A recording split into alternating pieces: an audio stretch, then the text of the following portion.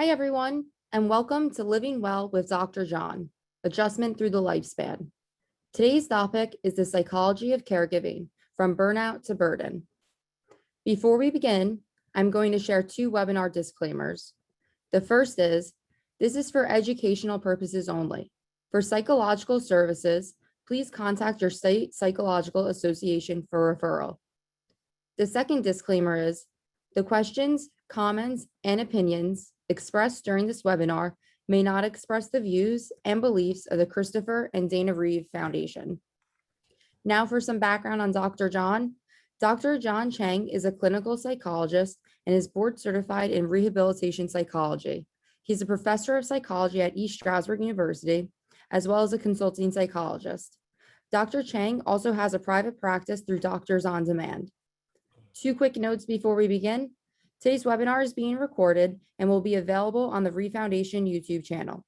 And if you would like to ask Dr. John a question, please use the Q&A box located at the bottom of your screen. Now I'm going to turn it over to Dr. John. Hi, Dr. John. Hey, Kaylee. Thank you for the intro.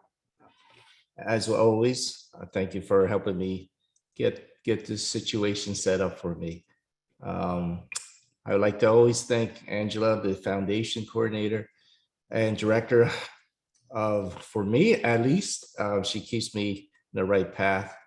I'd like to thank the foundation for giving me the opportunity to come on every month and share my thoughts and ideas with the recipients or the members.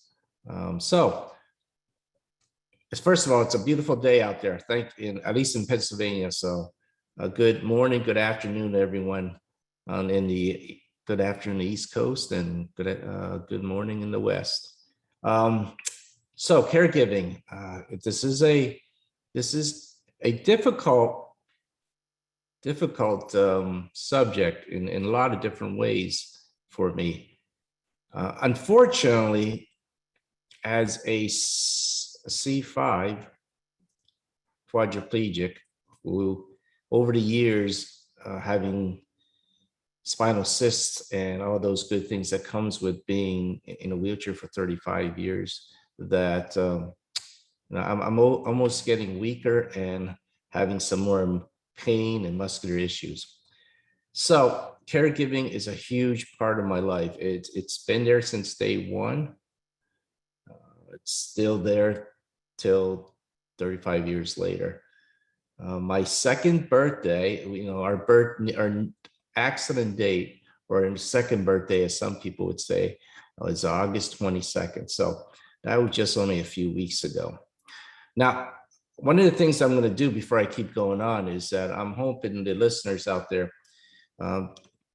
after I go through some of my spiel in discussing about the topic, I'm going to answer some of the questions that were presented in the registration.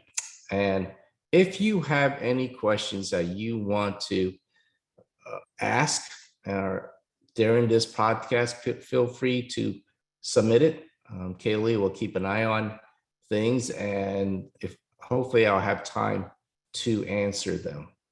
So coming back to it. So I am personally, again, C5 complete quadriplegic. So what does that mean?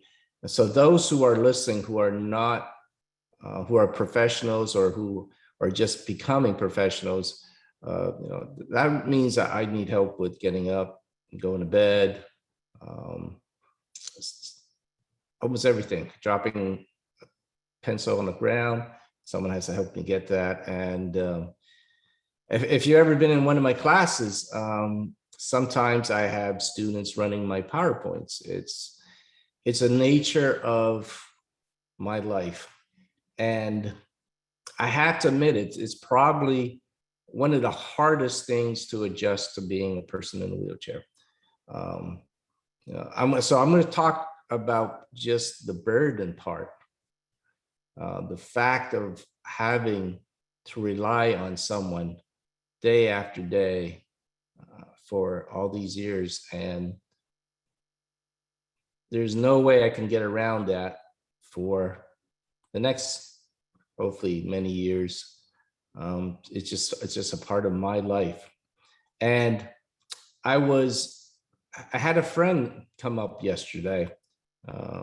He's a good friend of mine. We were both in the hospital down at McGee way back when we were both 19. And I think I'm a month older than he is. So I'm his elder. But he's like a 6'7" quadriplegic, and just amazing that 1 inch on your vertebrae.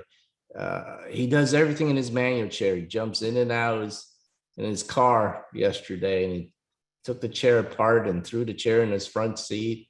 And I've spoken about him before. He's a friend of mine down in Philadelphia, and I'm just so amazed of what you can do on your own.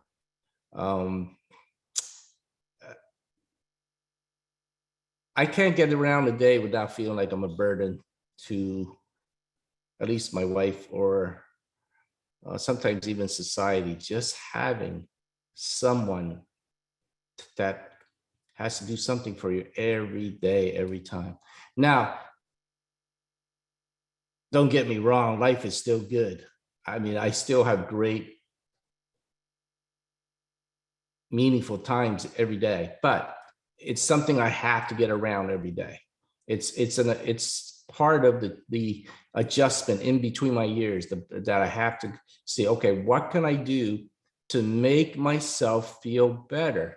So in talking about burden is, okay, what do?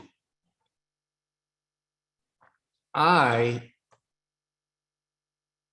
have to do things on my own that counteracts what my wife, or predominantly it's my wife, because she is the main person in the household. So there's a balance of what can she do and what I should do. Now, traditionally, if I was able-bodied, I would be, cutting the grass or tinkering, a very traditional male-oriented type lifestyle. I would be coordinating, maybe fixing things. I do like to tinker. I used to love to tinker and fix things, but I can't do those. So how do I alleviate that sense of burden? Well, I do all the other things that, although she could do it, she doesn't have the time to do it. So I jump in. So I am the phone caller. I am the one that coordinates fixing anything. I'm the one that coordinates the doctor's appointment. I'm the one that coordinates getting the car oil change. I mean, this may sound so minuscule, but it is a pain in the ass to talk to people on the phone all the time. So, but I am the person that has to do all that. Sometimes it would be easier if she did it, because it would take 2 seconds with her able-bodied hands. But for me, it is definitely not something I let her do. Sometimes it would take me 5 times longer. But I look at all the tasks I have every day, and I see, okay, which one can I tackle without her help? So a good example, one of the things I did before I came on today, while I was waiting to, just this morning, I was figuring out, okay, I need to pick one of these electric companies for our Pennsylvania. And it's minuscule, but it adds up.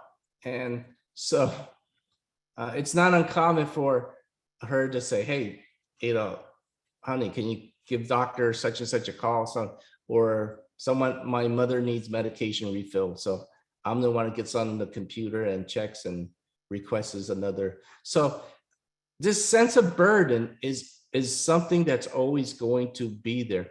The question is, do you allow yourself, and you sit there to overwhelm this pitiful life that you sometimes we get ourselves into? Now, how many of you out there feel like you are a burden to your partner, or a burden to life out there? If you're currently a care recipient, if we could put that question out there. So are you able to get around that feeling, or are you able to do things to make you feel better?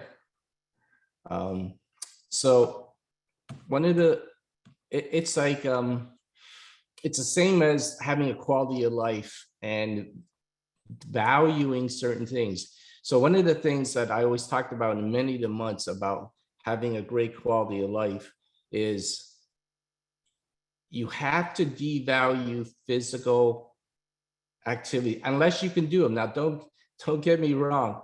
It's when I look at all those Facebook groups of spinal cord injury, there's amazing people who do spinal cord injury who could do incredible things. I mean, I see people in their wheelchairs. I see people in these hand bikes. I see them do a lot of different things. And that's great. If you can do them, awesome. If you can't do them like me, then you need to devalue physicality and move on to something you can contribute and control, which is emotional and cognitive issues. To be healthy emotionally and to cognitively be involved in something that's with your brain. Now, we just had a little survey here and says, do you feel like a burden? And the ones who are care recipients, 68% of us, I would be part of that 68% and say, yes, it is. 32% don't. So that is fabulous that you're in a situation where you either independent or you don't just have that sense of feeling like you are a strain on another relationship. So again, part of doing well psychologically in everyday life is, can you avoid feeling of being a burden by doing things that you can control, that you can contribute.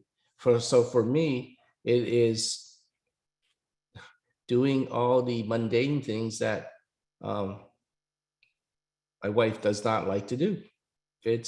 And that's how I contribute to our relationship. So this podcast in the last few months, we had the opportunity to bring someone live, and this time everyone that I interviewed didn't have a time that they can come on at the same time. So I have three people that I talked to that I interviewed for this podcast, and I'm going to briefly talk about. And once I talk through the three, you can see some really consistent themes of why they do so well with their caregiving issues. So for me, let's going back to my concerns with the pandemic. I've lost several caregivers, not only due to the pandemic, but due to other medical issues and happenings. So then you put an ad out there, and oh my God, I hate hiring new people. To bring someone in to your life, your house, and you have to figure out if they're trustworthy.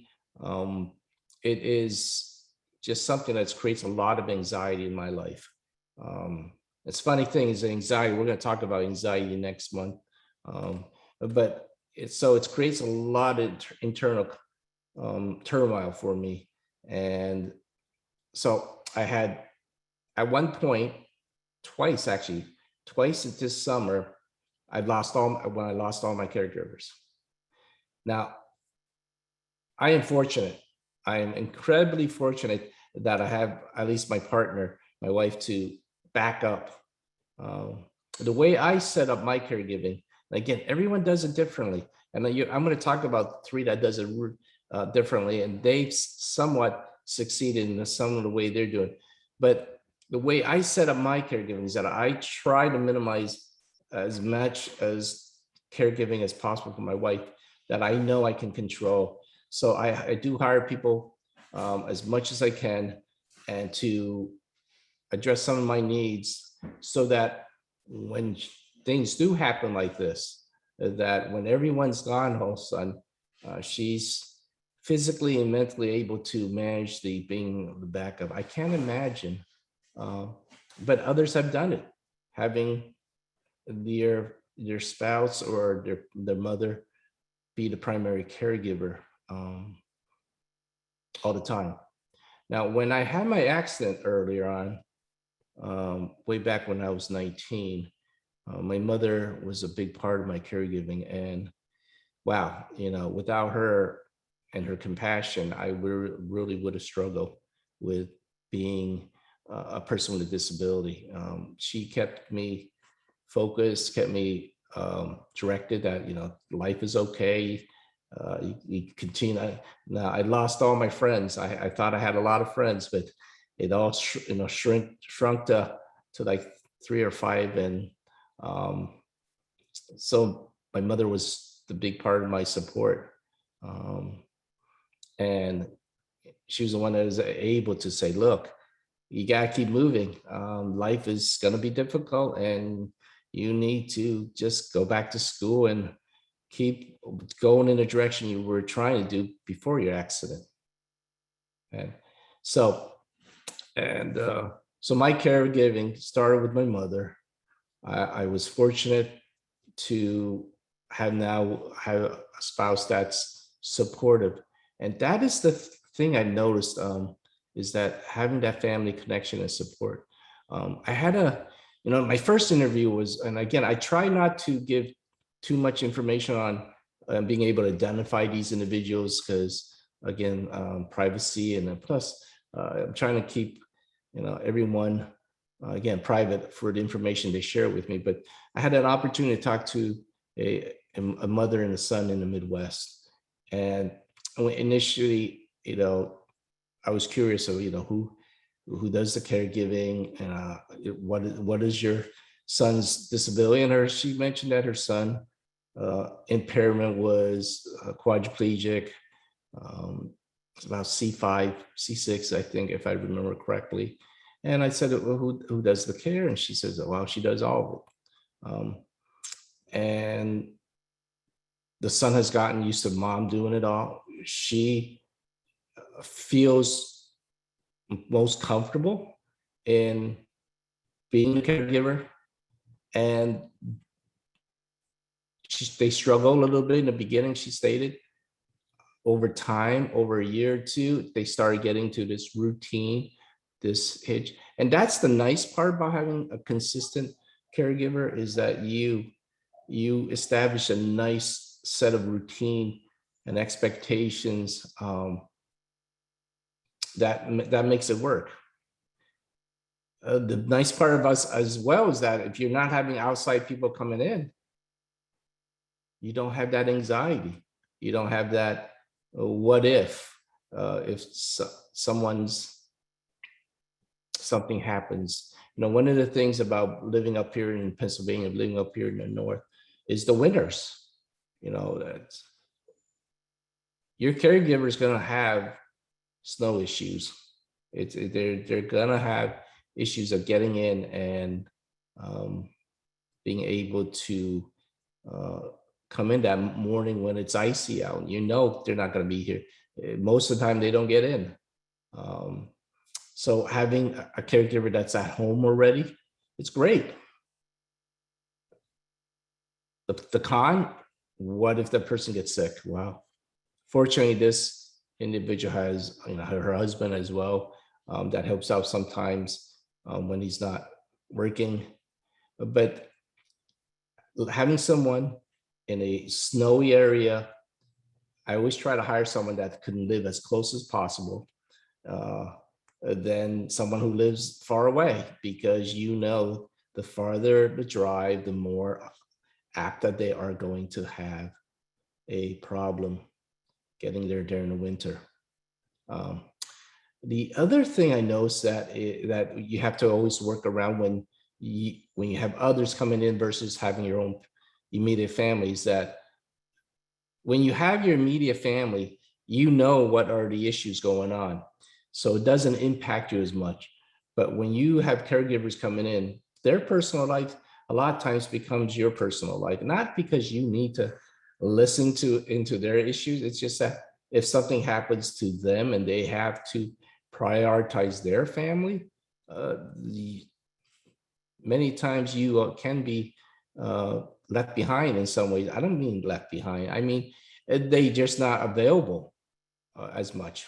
So, so that is one of the, hardships of having a caregiver, is that you are have to be relying on other people's life concerns as well. So for this person in the Midwest with his mother's, that it's because they do everything. They're a close family. She seems incredibly bright. She seems incredibly happy. Is she concerned about her son's recovery? Yes.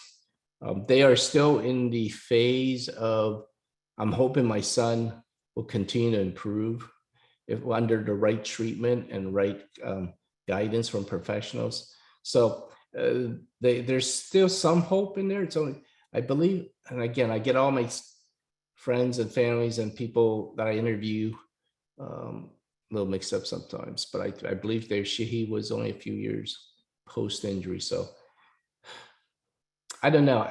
For me, someone at 35 years, I stopped looking for a recovery. It's not a big part of my thoughts anymore of hoping to walk or to ambulate anymore. Would I love to do that? Hell yeah. I will almost give up anything to run around and do those old things again, but it doesn't consume most of my days. I think most of my days is consumed on trying to get through and complete the task that I need at hand. So again, avoidance of being a burden is to try to motivate yourself to do the things that you can help out the partner. Finding tasks every day that you can, as long as you have a mind and a mouth, and most of us have cell phones, you can do a lot of different things to help out with little things in the house. So that's how I avoided that. Guilt, though, that sense of guilt is always going to be there, but you have to override that with some aspect of your mind. It's the same as depression, it's the same as anxiety. Some people are genetically at different moods, different anxiety level, and you need to cognitively. That's when we say cognitively, using CBT, cognitive behavioral therapy. You use your mind to override your body. So, one of the things. So let me talk about my second person I got to interview from Georgia. And again, it's a need to listen to different aspects of individuals about a topic area, because I do not profess that I know everything. I'm exposed to a lot of people's different aspects, but so I'm always learning. And now I would love to have an opportunity to share this interview with these two individuals from Georgia, a fiance and a girlfriend. Now, when I called them, I'm so used to the male individuals being the patient or the client or the recipient of the care, and it's the female who's the caregiver. Okay, so when I talked to them, and initially, it threw me off a little bit, because she all of a sudden switched and said she was this recipient of the care, and her boyfriend / fiance was the caregiver. And if you would spend about 10 minutes with these individuals, you would have had an opportunity to laugh as much as I did, because you could tell they had a unique relationship. They constantly picked on each other, and it was just a laughing fest throughout the whole process. But what I got out of that was that they struggled with caregiving as much as I did. They said that people couldn't get to their home It was difficult traveling in some of the rural roads. They mentioned about potholes. They mentioned there was just inconsistency of agency being able to bring people out, and the ones that did come out, they struggle. Like some of the things they said, I cannot probably say it on live podcasts, but it was horrific at times for them when they certain people who came in. Now, some of you, have you ever in your comments, have you ever had a bad experience with a caregiver coming into your home? Now, I've had a few, had some things stolen in the past, but I would say 98% of my caregivers were awesome. So, very few times I had a bad experience, but I had some. And they did had a bad. Now, the neat part about it then was that, again, she had someone as a backup, as a person that really lived in the home, that was going to be there if things didn't go right with someone not coming in. And again, similar to the mother-son pair in Wisconsin, it's that seems to be a common theme, having good support from family members. Now, when you look at research, there's articles that talk about caregiver stress, caregiver burnout, and one of the things one article writes that compared to mothers, spouse, and children of caregivers, the ones who tend to have the highest stress, burnout potential, usually it's the spouse. Second came the mother, and then last the children, at least when they rated it when it comes to depression, anxiety. So again, keep that in mind. I think the interplay between the relationship and the caregiving gets a little convoluted. But that's a big factor, though. One researcher says, look, when you are a caregiver and you're trying to figure out what your recipient needs, how many hours, that is like the primary concern right off the bat, primary stress. The second part is, okay, now that you start caring for your family member, or how do you go back and redo those old roles and relationship you used to have before the traumatic event? How do you go back and be part of the workforce? Can you be part of the old workforce? Can you go back to your old job? A lot of people can't. Can you have the friends that you used to have? No. A lot of people, it can't. In one of the Facebook posts, I saw one individual, is an individual with they post a lot of times, and he has a girlfriend that would be his caregiver. And he says, I can't go an hour long without having someone by. And, so yeah, how do you have your old roles if you're spending 23 hours being a caregiver? You can't go back to be, to your old friends and your old things they used to do. So that is a concern for caregivers, right? I'm going to go through this last a third person I interviewed for this podcast, because again, I wanted to make sure I wasn't just giving you my perspective. I wanted to give you other people's perspective. And this was a unique case as well. This individual was only 3 months post-injury.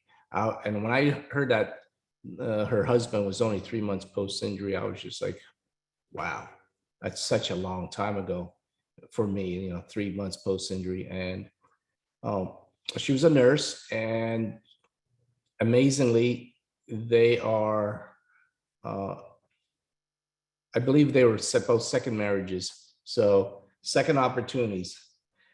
And then the way they made it work, and again, everyone does it differently. So you have to figure a way that what makes it work for you and your lifestyle. So she works three days a week. They decided that it was the best that he goes along with her work. She's able to go into the homes and do her thing. He stays in the car, and that works for them. Um, no, it there's pros and cons in this whole process, I believe. But for them, that worked for them. That is what made their life work, where she can still do a lot of her old work, and yet still be his caregiving needs. I asked, do you have any other individuals who come in and help you out? Again, her style of doing things was completely opposite of me.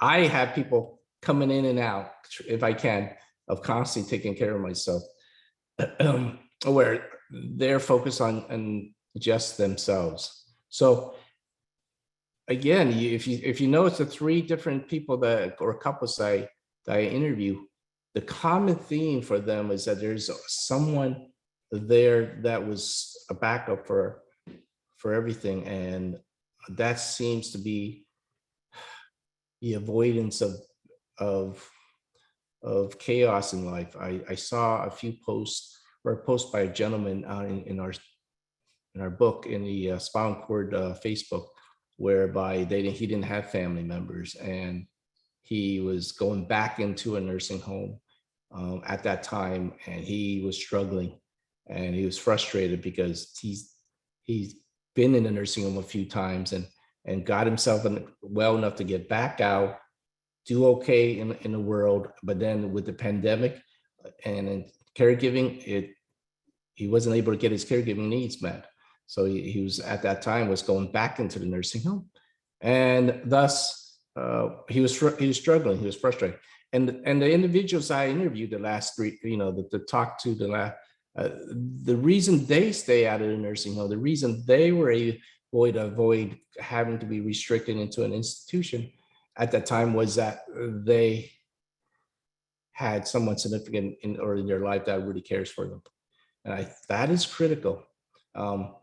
And if you look at the research again, and a lot what I've read in the past as well, is that who recovers better in rehabilitation traditionally are people who have a lot of support before their accidents.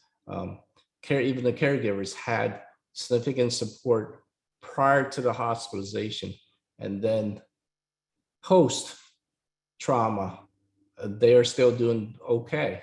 Now, in one of the studies I was looking at, it said, look, 50% of people who, after their injury, when it comes to caregiving, they do pretty well. They persevere. Anxiety and depressions at 1 month, at 6 months, at 1 year, it's still not prevalent. 50%, that's a lot. That's half the people who get injured. Now, 25% are chronically struggling. And at 1 month, at 6 months, at 1 year, they are still struggling with the caregiving process. And why is that? Well, they think that even so, prior to 1 month, prior to injury, they feel that the caregiver usually probably didn't have a lot of support, or they may have physical or mental issues prior to the situation. So not having a mental and physical pre-morbid concern going into it makes an impact. So, okay. So, one of the things that I am going to do right now is going to try to address a few of the questions. And when there is sometimes professionals who are on these podcasts, and I want to make sure I address their concerns as well, and not just individuals with disabilities. So Thank you, sir. So one of the questions that now, when I wrote up these questions for today's podcast, the hard part is that I get some of the answers, but I don't get all the answers, and that makes it difficult for me to ask the right questions or give the right answers. But so one individual, Penny wrote that she's overwhelmed with, I'm just sort of extrapolating, but uh, are you concerned about burnout? And she wrote, she rated extremely. Um, is it stressful to hire caregivers? She rated as very stressful. And in her comments, she wrote burnout. She wants to walk out. There's that desire that you're overwhelmed, that you just can't go on another day. And an individual like this is struggling. I'm going to say, look,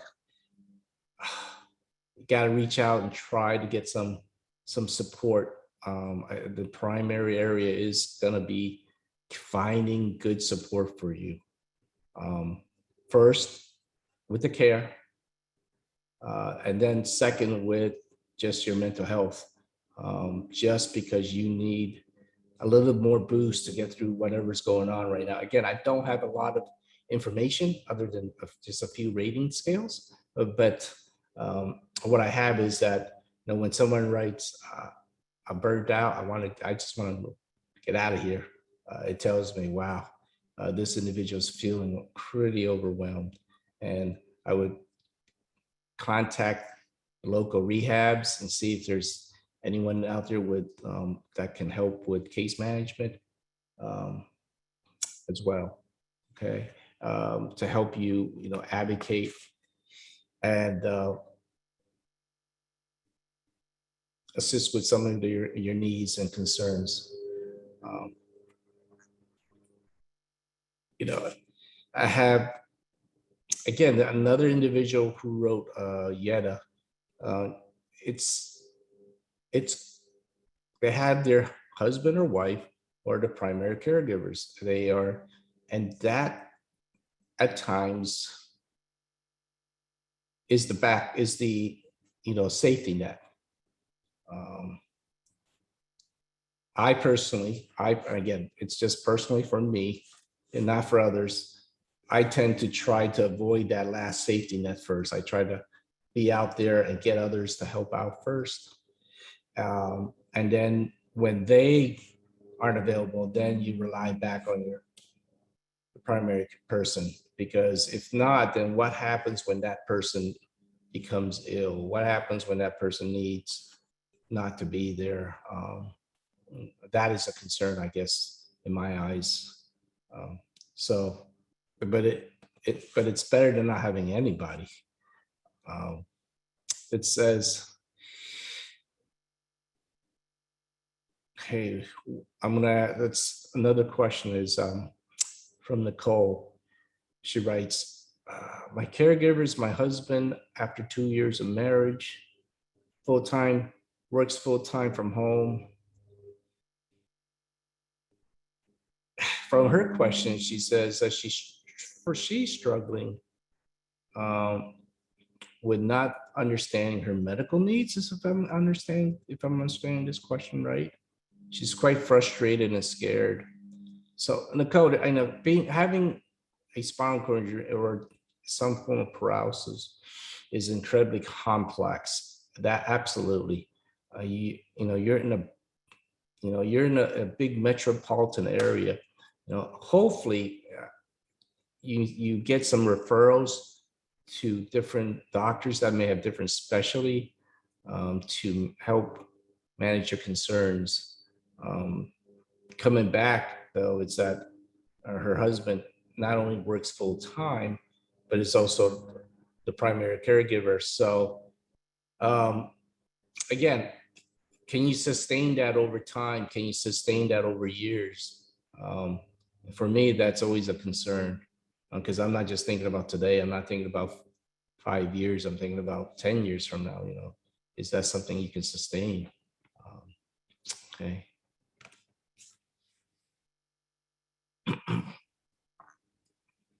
Katie writes, my husband, it's funny. A lot of the people who are writing in are females who have the paralysis, and the husband who are the caregiver, which, as you know, in a spinal cord world, it's mostly males who get hurt. We seem to be the ones that go out and do sometimes crazy things. And but the questions that's come in are the opposite. So my husband and son are currently caring for me. I think she thinks that he needs some support. Her caregiving requirements are lasting longer than it would be like. She's concerned moderately about being burnt out, incredibly stressful in hiring new people, and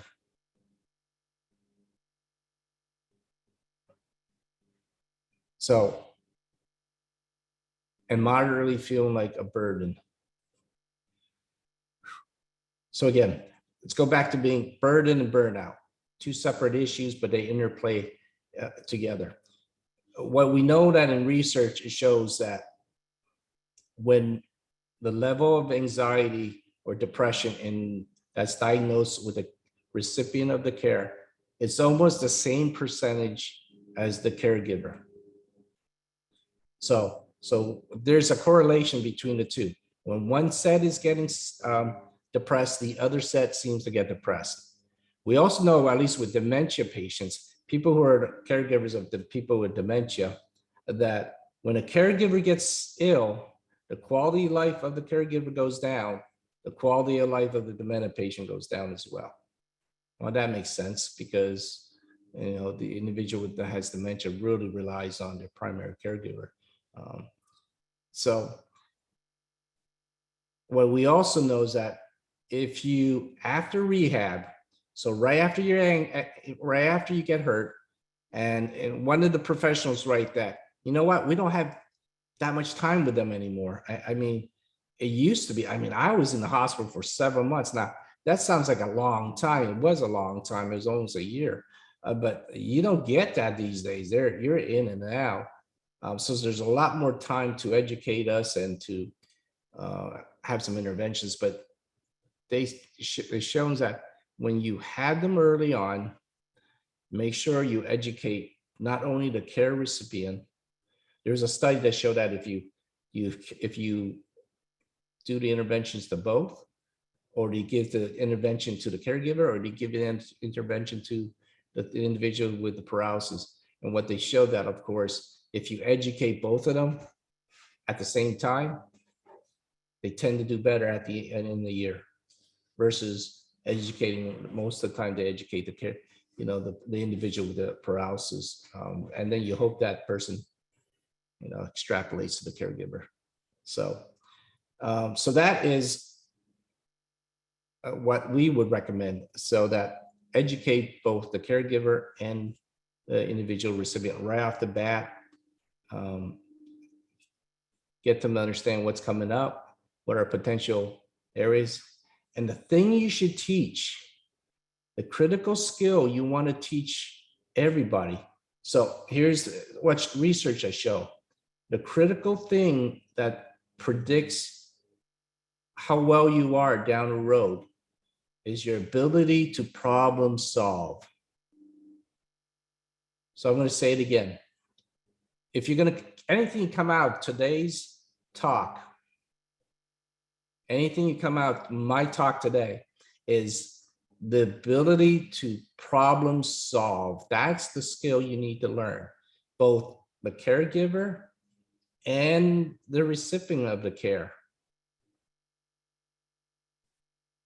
Learn how to take on a situation and problem solve it. So the example I give my students is so you get a slow leak in your flat tire on your tire. So this thing takes maybe a week to finally leak out of your car. So every week you pump the tire up, you drive to work, to school, and then, but you know that every week you gotta pump this tire up. So do you keep doing that, or do you find a way to replace the tire? You know what I mean? Maybe at that time you don't have money, so you need a problem solve. Another extra job somewhere, borrowed money from somebody, whatever. But do you get rid of that stressor by getting the tire replaced so that you don't have to constantly worry about your tire going flat? So post-injury rehab, everyone gets on board with caregiver and recipient, teach them how to problem solve. Critical. Social network, make sure everyone has support. If you're the caregiver, find other caregivers that are going through the similar situation. Have friends, have other individuals. If you're the individual with spinal cord injury, you get yourself out there and be around other people with spinal cord injury. There is a reason why my friend Juan, who was 35 years post-injury, both in a rehab at the same time. He's a successful lawyer. Why we still hang out even after 35 years, because we relate year after year, giving each other support. They are as much motivation to me as much as I hope I am for them, to continue to succeed in life. So I'm hoping that these are some of the things that you would take off from today's talk about avoiding burnout and avoiding feeling like you're a burden. Okay. Kaylee, have we have anything coming through? Hi, Dr. John. We currently have a comment in the Q&A box, and the comment is, I find that the caregiver's role feels like a job and the wife role feels diminished. Yeah, yes. And I'm not sure if that is that a question or it's just a comment? They're just Looks like a comment. okay. You know, that does naturally happen. You lose your role of that the ability to be a spouse in many ways, and the caregiving facets almost takes over. It's really critical that you have time from being a caregiver as much as possible on a regular. And it's more of just have it scheduled out every week if you're able to do that. I would say that if others, the other area I would is there has to be a shift in the way you relate emotionally and psychologically and physically, because you know sexuality becomes a huge change for everyone, and it's hard to embrace that. It's really hard to embrace sometimes that change, but I have to say that the humor part can still be there. The love part can still be there. There is a natural, and it was in one of those group people that I interview. Again, in interviewing them, they were. I spent the almost entire hour laughing because the way they engaged in each other and joked with each other about each other's strength and weaknesses, and that's sort of that never changes if you allow it to be there. That doesn't, you know, that dynamics, it's not a physical reason why you relate like that. That is an emotional, personal reason. And so that role, that diminished role of becoming more a caregiver, yes, it does start to lean on that way. You counteract it a little bit with a lot more laughter and love and things, you know, and sometimes my wife used the paralysis in a joking way. So, but you sort of go with that. So, okay, great. Are there any other questions? We did receive a few other comments. The next one is, I find though that I'm able to do my self-care, I still feel pretty unhappy and depressed. I'm a T5, T6. Mm. You know, I have to say, one of the comments that I was told in one of my podcasts is that a lot of my questions and concerns are geared towards more of a quadriplegic-like lifestyle, and it makes sense because I'm a quad. I'm not a para, and everything's always relative. So when you look at someone who's C6, 7, like my friend Juan, he jumps in and out of a car. I'm like, oh my God, that's good. So when I'm looking at someone who's a para, I'm like, oh my God, I'd be in heaven if I was a para, right? And so everything is relative. So, but one of the funny thing is, though, it's not funny, but when I'm seeing patients who obviously have less of a disability than I do, what I tell them is, look, although everything is relative, your experience in life and the frustrations have a certain endpoint or certain meaning. If you've never been paralyzed and you've never had a stroke and you never had a T5, this is the hardest thing you've ever had to gone through. So it is overwhelming for you. So is it different from me? Absolutely. But to you, it's still 100% pain and sorrow and anger. If you're struggling at a T5 level, I'm going to say to you, please do two things. You are independent at the caregiving issue level. You're already over the hump, number one. The harder part, I think, for a lot of individuals with paraplegia is that you need to find people who are non-judgmental. Get around others who are spinal cord injury, paraplegic, and hang out with them for a few months. You're going to see a total different perspective. Don't isolate yourself at home on Facebook too much. And Facebook, and they're great, but man, get out there. Be out there with people with spinal cord injury. Okay. Because you need to do that first and feel like you're normal and feel like that life is still good.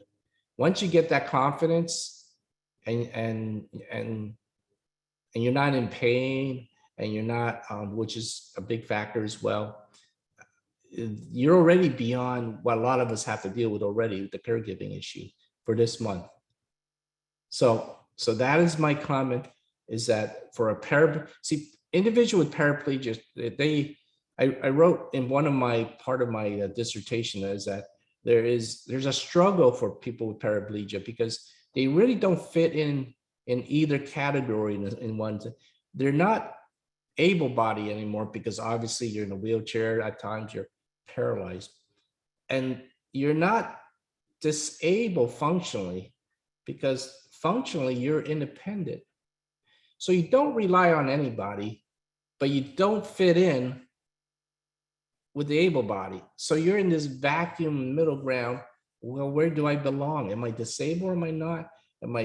People treat me like if I'm disabled, but yet I don't rely on anybody. So I'm independent. So for individuals like us who are quadriplegic, it's, at least for me, I need someone to help me open the door. I need someone to help. So I'm fairly sure that I fall into the people with disability category. So, and that comes with a lot of negativity, but also has some pluses to know where I belong at times. So, okay. So great question.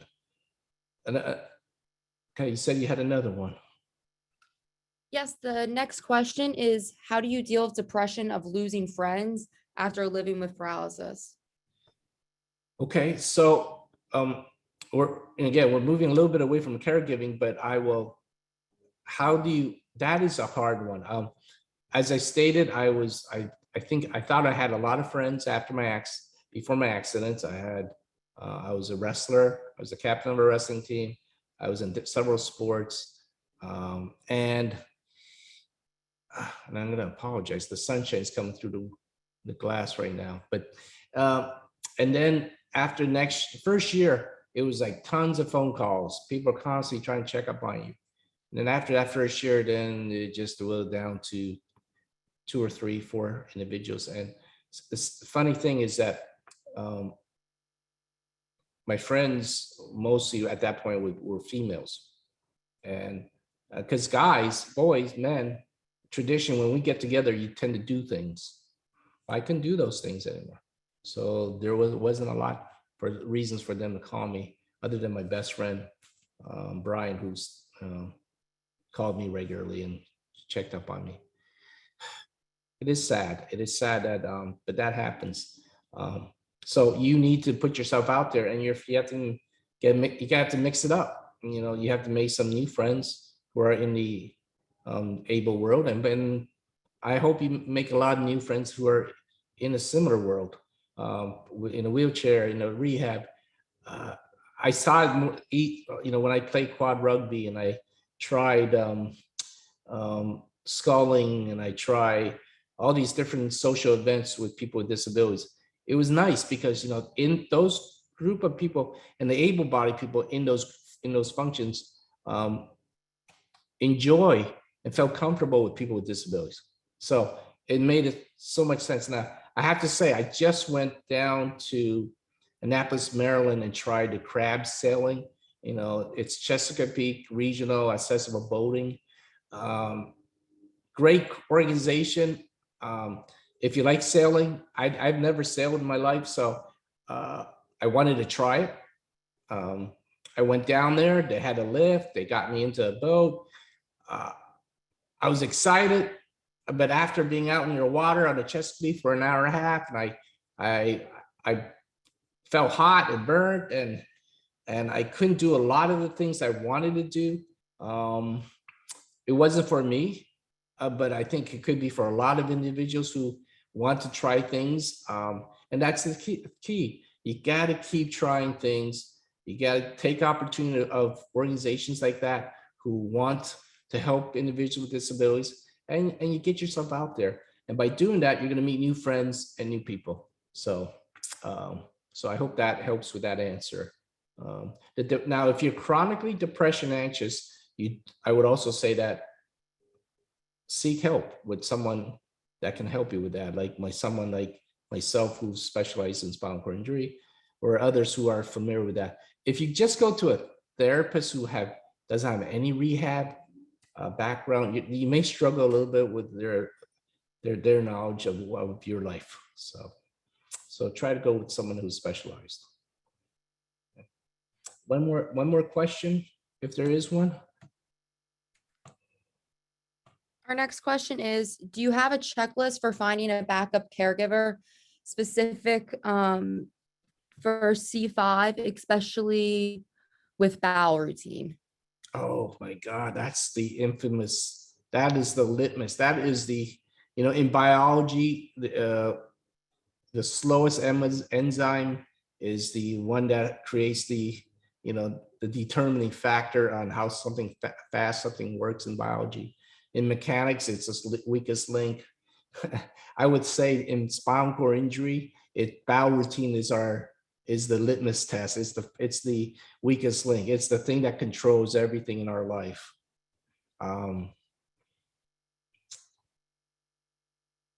I've always gone with the I hire people on, you know, based on personal. I don't go with agencies because of that factor for many years. Some agencies, they send people they're allowed to, they're not allowed to. You spend 3 hours on a toilet, and and so if you can hire people, you definitely want to go through your checklist of, are they comfortable, are they able, are they allowed to, all those things that make sense. You would love to get nurses and people who are specialized, you know, who have degrees, but a lot of times you don't. You just get compassionate people who are comfortable in learning. Earlier on in my career, being that I was around universities and colleges all the time, that's who I hired. Younger people are very comfortable in learning new things. That's at that age. The problem with that is that if they're good after so many semesters, they're gone because they graduate and they move on to bigger and better things. They become nurses, they become PTs. So there's pluses and minuses in both ways. I personally, and again, I'm not going to tell people that you should do this, but I personally, after spending so many hours on a toilet and having hemorrhoids and all those blood and all that nasty stuff, that it just made me so sick every morning that I ended up going with the colostomy. Pros and cons with it. There are good stuff with it. Like I don't have to have 3-hour routines anymore. There are bad stuff with it, like that scene from Alien where there's like a baby just coming out of their belly, or that thing explodes out of the belly. Well, when you have a colostomy, man, when that thing builds up and creates, it looks like you're giving birth to an alien. That is embarrassing. Let alone what happens when the thing actually leaks and explodes. But everyone who ever had a colostomy right now is shaking their head and said, I understand. Okay, if you didn't, but I chose that because I no longer want to sit on the toilet. But again, a colostomy decision has to be between you and your doctor. It's not for everybody. But what comes back to a caregiver though, if you want to get around organizational requirements, you need to hire on your own.